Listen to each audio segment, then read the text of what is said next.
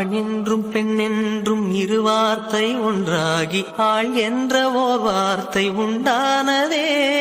காதல் என்ற மந்திரத்தின் மாயம் என்ன, கல்லும் முள்ளும் இப்போது பூவானதே. வானவில்லின் துண்டொன்று மண்ணில் வந்து யாருக்கும் சொல்லாமல் பெண்ணானதே.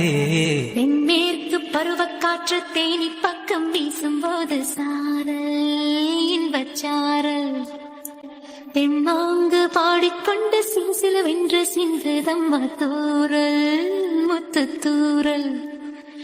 வெங்காட்டு பொத்தக்கள்ளி சட்டென்று மொட்டு விட செங்காட்டு சில்லி செடி சில்லென்று பூவெடுக்க. தென்மேற்கு பருவ காற்று தேனி பக்கம் வீசும்போது சாரல்